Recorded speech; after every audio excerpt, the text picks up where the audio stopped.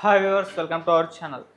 విడుదల రజని గుంటూరులో మరి ఎలక్షన్ కోడ్ అమల్లోకి రాకముందే, ఎలక్షన్స్ ఇంకా క్యాంపెయిన్ స్టార్ట్ అవ్వకముందే చాలా డబ్బు ఖర్చు పెడుతున్నట్టు వార్తలు వినిపిస్తున్నాయి. సో ఆమె పెట్టే ఖర్చు చూసి సొంత నేతలే కూడా ఆశ్చర్యపోతున్నారంట. మరి ఈ వార్తలో నిజం ఎంత ఉంది? నిజంగా అంత డబ్బు ఖర్చు పెడుతుంది ఎలక్షన్స్ కొరకు? సో ఈ అంశం మీద డిస్కస్ చేయడానికి ప్రజెంట్ మనతో పాటు సీనియర్ జర్నలిస్ట్ జగదేవ్ గారు ఉన్నారు. వారితో ఒకసారి డిస్కస్ చేద్దాం. సార్ నమస్కారం. సార్ నమస్తే. సార్, గుంటూరు వ్యాప్తంగా కూడా విడుదల రజని గారు చాలా భారీ మొత్తంలో ఖర్చు చేస్తున్నారు ఎలక్షన్స్ కొరకు అని చెప్పేసి కొన్ని వార్తలు రావడం చూస్తున్నాం సార్. మరి ఇంత డబ్బు ఎక్కడిది, ఎందుకు ఇంత ఖర్చు పెడుతున్నారని చెప్పి సొంత నేతలు కూడా ఆశ్చర్యపోయేంత ఖర్చు పెడుతున్నారంట. మరి దీంట్లో నిజం ఉందంటారా? మీ ఒపీనియన్ సార్ దీనిపై? అంటే నేను విన్న వార్తలు ప్రకారం ఏంటంటే వైసీపీ వాళ్ళు ఇప్పటి నుంచే గ్రౌండ్ వర్క్ స్టార్ట్ చేసేసారు. ఐ మీన్ పంచడంలో, లేదంటే ఓటర్లని ఆకర్షించే విధంగా కొన్ని విషయాలు, కొన్ని అమెండ్మెంట్స్ పెట్టడం అట్లా చూస్తున్నాం.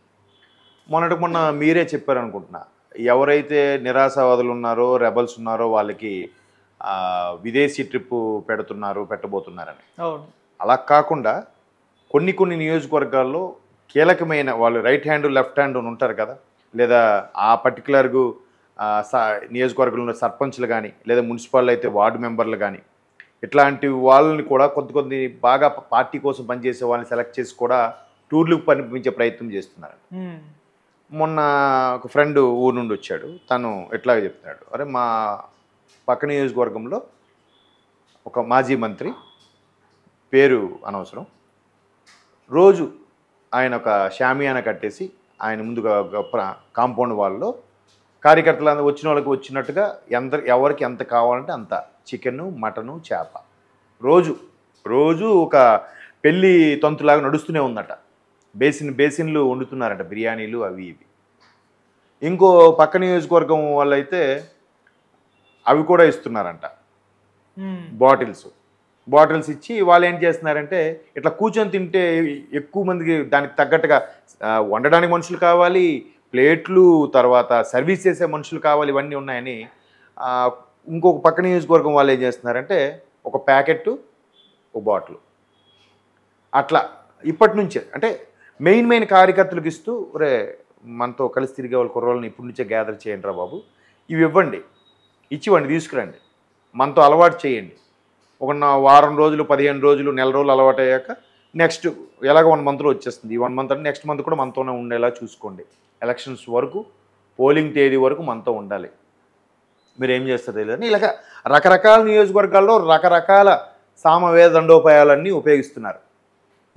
ఎక్కడ కూడా ఓటర్ని చేజార్చుకోకూడదు అనే తలంపులు. ఇంకోటి ఏంటంటే, మన దగ్గర ఎలక్షన్స్ వీటన్నిటికీ లోబడి కూడా జరుగుతున్నాయి. మనం చూస్తున్నాం. ఓటుకు నోటు, అలాగే ఓటుకు ప్యాకెట్టు, ఓటుకు క్వార్టరు, చాలా అంటే సినిమాల్లో చూపిస్తున్నారు, రియల్గా కూడా చాలా. నేను కూడా నా కళ్ళతో కొన్ని చూశాను. ఇట్లా పంచడాలు అవి ఇవి సర్వసాధారణం అయిపోయింది. ఎట్లా వాటర్ నాడి కూడా ఎలా ఉందంటే, అరే నువ్వు ఇలా తీసుకోవడం తప్పు కదా అంటే, మరి వాడు తినట్లేదేంటి, వాడు తింటున్నాడంటే మీరు ఇలా తీసుకోబట్టి పెట్టిన ఖర్చు మళ్ళీ పెట్టుబడి అంతా రావడం కోసం వాడు తినడం స్టార్ట్ చేస్తున్నాడరా ఆ ప్రజాప్రతినిధి. దాని మీద వడ్డీ కూడా కోసం కలెక్ట్ చేసుకుంటున్నాడు. మీకు 10 రూపాయలు పెడితే 1000 రూపాయలు లాగేస్తున్నాడు. మన మీద నుంచి వెళ్తుందిరా నాయన మన ఖర్చు అంటే. అది అందరికీ తెలుసు, మళ్ళీ తెలియదు కాదు, అందరికీ తెలుసు. బట్ నేను ఒక్కడ మారితే ఇవన్నీ మారిపోతా, ఆడిది నేను తీసుకోవడం మానేసిన మాత్రాన వాడు ఇంకోటి దగ్గరికి వెళ్ళిపోతున్నాడు, వాడికి పోతుంది, ఇంకెందుకు మనం ఎందుకు వదలాలి? వాడే ఇస్తున్నాడు కదా, నేనేం అడగలేదు, నేను అడగను, ఇస్తే కాదన్ను. ఈ వాటర్లో కొత్త ప్రిన్సిపల్ ఇది. దాంతోపాటు ఇంకో నినాదం ఏంటంటే, ఎవరు తప్పు చేయలేదురా, ఎవరు తినలేదు చెప్పు, ఇలా మాట్లాడుతున్నారు. ఒక పెద్ద ఆయన, ఒక ఏజ్లో పెద్ద ఆయన, చదువుకున్నవాడే, ఆయన లా కూడా చేశాడు. మా ఫ్రెండ్కి కొంచెం దూర బంధువు, లా చేశాడు. కానీ ఇట్లా రాజకీయ వ్యవహారాల్లో కొంతమంది నాయకులు వెనక, పేరును అనవసరం, ఆ నాయకు వెనక తిరుగుతూ ఉంటారు. ఏమైనా లాపరమైన సలహాలు సూచనలకు కానీ, వాళ్ళకి సంబంధించిన బెయిల్స్ చూడడము, అట్లాంటి పని ఆయన. సో అంటే ఆయన ఇంటి పత్రాలు చూసుకోవడము అవన్నీ కూడా చేస్తుంటాడులేండి, ఒక ఫ్యామిలీ మెంబర్ లాగా. అయితే ఆయనతో కూడా ఇలాగే ఒకసారి మాట్లాడితే, ఏం చేస్తాం సార్, ఒక రకమైన పులి సవారీకి అలవాటు పడిపోయాము, ఇప్పుడు తప్పదు అని అంటున్నారు. చదువుకున్నోళ్ళే. ఇప్పుడు మరి నేను వద్దు అని అన్నాను అనుకోండి, ఆయన ఇంకోటి పెట్టుకుంటాడు. నేను ఇది చేయను సార్, అలా చేయడం తప్పు కదా అని నేను సలహాలు సూచనలు ఇచ్చాను అనుకోండి ఆ నాయకుడికి, ఈడేంటి అన్నీ పెద్ద పతివ్రతలా ఎలా మాట్లాడుతున్నాడే అని నన్ను తప్పించి ఇంకోటి పెడతాడు. అప్పుడు నా కుటుంబానికి ఫుడ్ ఎలా సార్? తప్పదు సార్, నాకు ఇది ఇంత తప్పేముందండి, నా కుటుంబాన్ని పోషించే కోసం నేను చేస్తున్నాను, నేను ఎవడు కడుపు కొట్టట్లేదు కదా అనే మాట్లాడుతున్నాడు ఆయన. ఇండైరెక్ట్గా ఇంపాక్ట్ పడుతుంది సొసైటీ మీద. అది నేనైనా అంతే, నేనైనా అదే 4 గోడల మధ్య కూర్చొని మాట్లాడే వరకు ఓకే, కానీ వాస్తవానికి వెళ్తే చాలా ఇబ్బంది కలుగుతుంది, అందరికీ తెలుసు, కానీ తప్పట్లేదు. కాబట్టి విడుదల రజని గారు ఆవిడ పేరు బయటకు వచ్చిందేమో, మేబీ ఆవిడ ఎన్ఆర్ఐ నాకు తెలిసి, ఆల్రెడీ నా ఫారిన్ కంట్రీస్లో గట్రా చేసి బాగా సంపాదించి వచ్చినట్టున్నారు, ఆ ఫండ్స్ అవ్వచ్చు. కానీ ఇలా పనిచేసిన నేపథ్యం ఏమంటారంటే ఖచ్చితంగా ప్రభుత్వం 5 ఏళ్ళు ఉంది కాబట్టి బాగా నొక్కేశారా, బాగా తినేశారా అనే మాటలు వస్తాయి. దాంట్లో ఎవడు చూసింది లేదు, వాస్తవాలు ఎంతవరకు తెలియదు. బట్ ఇప్పటి నుంచి కూడా ఆవిడ గ్రౌండ్ వర్క్ చేసుకుంటున్నారేమో, ఓటర్లని, కార్యకర్తల్ని, ఆ నియోజకవర్గంలో ఉండే ప్రజల్ని గ్రిప్ దాటకుండా చూసుకునే ఇదే కీ మెయిన్ కదా. ఇంకోటి కూడా చాలామంది విశ్లేషకుల అభిప్రాయం ఏంటంటే, ఓటర్ నాడి ఏదైతే ఉంటుందో అది పోలింగ్ రేపనగా ఈరోజు రాత్రే డిసైడ్ అవుతుందంట మ్యాక్సిమం. అర్థమైందా? అంటే ఇప్పుడు చిన్న ఎగ్జాంపుల్ చెప్తాను. తెలంగాణలో ఒక ఉద్యమం జరిగింది, ఏది ఆర్టీసీ సంబంధించి.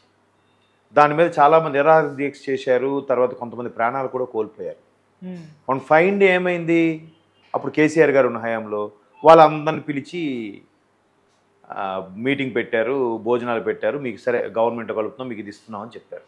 ఇవన్నీ మర్చిపోయారుగా, కొంతమంది ప్రాణాలు కూడా కోల్పోయారు, అది కూడా మర్చిపోయారుగా. అవును, దాన్ని ఎలా మరి చెప్తాను చెప్పండి. అంటే ముందంతా ఎన్ని జరిగినా అవేం జనాల మైండ్లో ఉండదు. మొన్న నైట్కి తిన్న కర్రీ ఏంటంటే ఈరోజు గుర్తుండదు మనకి. ఇవన్నీ ఎలా గుర్తుపెట్టుకుంటారు?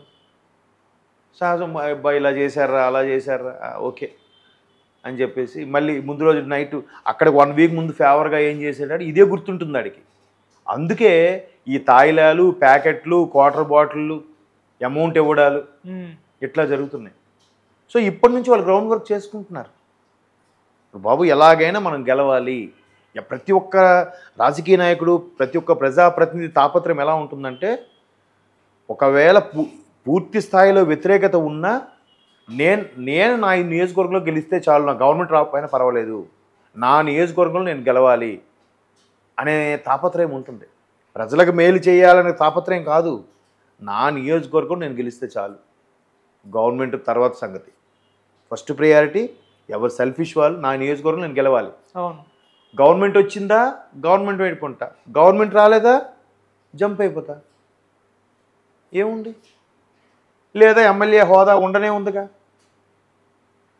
సో ఇటువంటి మనస్తత్వము, ఇటువంటి పోకడలు ఉన్న ప్రస్తుత సొసైటీలో సర్వసాధారణం. ఆవిడ ప్రభుత్వంలో ఉంది కాబట్టి, అండ్ మోరోవర్ ఆవిడ ముందు నుంచి ఆస్తిపరాలు విన్నాను కాబట్టి ఆవిడ ఖర్చు పెడుతున్నారు. ఎక్కడి నుంచి తెస్తున్నారని అనవసరం, అప్పు చేసి తెస్తున్నారేమో, లేదంటే పార్టీ ఫండ్గా ఎవరు ఇచ్చారేమో, లేదంటే ప్రభుత్వమే ఆ వైసీపీ పార్టీ ఫండ్గా ఇచ్చిందేమో, మీ నియోజకవర్గం ఇప్పటి నుంచి ఎలా చేయండి అని. ఇవన్నీ ఎన్నికల స్ట్రాటజీలు. చేతనైతే మీరు ఫాలో అవ్వండి. మీకు అర్థమవుతుందా? ఇప్పటి నుంచి ఒక యాత్రలాగా, ఒక మేళాలాగా నిర్వహిస్తూ ఉంటే, అరే 2 నెలలుగా మనకి అన్లిమిటెడ్ ఫుడ్, అన్లిమిటెడ్ లెక్కర్రా, ఏమైనా మేడం గారు సూపర్ రా అనుకుంటున్నాడేమో. వీళ్ళందరూ కబుర్లు చెప్తున్నారు కానీ ఎవడేం ఇవ్వట్లేదురా, మనకి వస్తుందిరా. ఇంకోటికి ఏంటంటే, ఇట్లాంటి ఎన్నికల నేపథ్యంలో ఓటుకు నోటు అనే అంశం తెర మీదకు ఎక్కువగా వస్తున్న రోజుల్లో డబ్బులు పంచుతున్నారుగా. డబ్బులు పంచుతుంటే ఎవరికైతే ఆ కుడి భుజమో ఎడం భుజం వాళ్ళకి ఇస్తున్నారు, వాడికి ఇగోరా 30 లక్షలు, ఇది మన వాళ్ళందరికీ ఈ 20 గ్రామాల వాళ్ళకి వెళ్ళిపోవాలి అని అన్నారనుకో, వీడి ముందు అందులో ఒక 5 తీసి పక్కన పెడతాడు, 15 ఇస్తాడు. ఆ 15 కిందకి ఇస్తే వాడేం చేస్తాడు, మళ్ళీ అందులో 3-4 సర్దితే ఆ 15లో ఒక్కొక్కడు 1 లక్ష తీసుకుంటారు, మళ్ళీ 11 లక్షలు. మళ్ళీ అందులో కూడా మీ ఇంతకలు అన్ననే సర్పంచ్ వార్డు మెంబరు వాళ్ళు ఎంతో నొక్కుతారు. అందుకే వాటర్కి 1000-2000 ఎట్లాగే వెళ్తున్నాయి. లేదంటే ఒక్కొక్కటి 15,000 ఇవ్వాలి.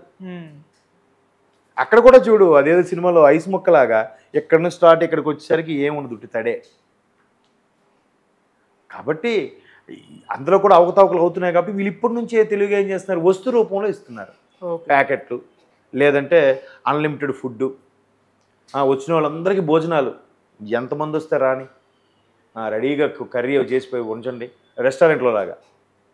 ఎంతమంది వస్తారు ఇవాళ, ఓకే కార్యకర్తలు మొత్తం వాటర్లు కూడా ఎవరు వస్తారు కానివ్వండి పెట్టండి అంటే మచ్చిక చేసుకోవడం అదంతా రాజకీయంలో సహజం, సర్వసాధారణం. సో ఆవిడ పేరు ఒక్కరిదే బయటకు వచ్చేది కానీ చాలామంది ఆల్రెడీ స్టార్ట్ చేసేసారు. చెప్పాను కదా, ఒక ఆయన అయితే కొంతమంది విదేశీ టూర్లు పంపిస్తున్నాడు, ఇంకొంతమంది ప్యాకెట్లు ఇస్తున్నారు, ఇంకొంతమంది డబ్బులు కూడా ఇస్తున్నారు. అరే ప్రతి వారం వచ్చి ఇగో ఒక్కొక్కరు వచ్చి 3,000 తీసుకెళ్ళండి ప్రతి వారం. మరి రోజంటే ఎక్కువ ఖర్చు అయిపోద్ది కదా, వారానికి 3,000 ఏముంది హ్యాపీ కదా అడిగి. అంటే ఇప్పటి నుంచే ఆ తాయిలాలు. ఇంకో పెద్ద జోక్ చెప్పనా, ఈ తాయిలాలు ఇప్పుడు ఇవ్వడం కాదు, ప్రభుత్వం అసలు పథకాలు పెట్టిందే డైరెక్ట్గా ప్రభుత్వం ద్వారా వేపిస్తుంది, మీరు కూడా తిన్న సొమ్ములు మీరు కూడా భాగస్వాములు అని చెప్పడానికి పథకాలు పెట్టారని కూడా ఒక పెద్ద ఆయన అన్నాడు, ఒక విశ్లేషకుడు. నెల పెన్షన్ల రూపంలోనూ ఆటో డ్రైవర్లకి, పాస్టర్లకి, లేదంటే బార్బర్ షాప్ వాళ్ళకి వీళ్ళందరికీ వేస్తున్నారు కదా, వీళ్ళు ఓటుకు నోట్లాగే ముందు నుంచి ఇప్పటి నుంచే దువ్వుతున్నారా 5 ఏళ్ళకి కూడాను. అందుకే వైసీపీ వాళ్ళు అంత ధైర్యంగా ఉన్నారు, ఎక్కడికి మా ఓట్లు పోవు, మా పథకాల ద్వారా మాకు పడతాయి.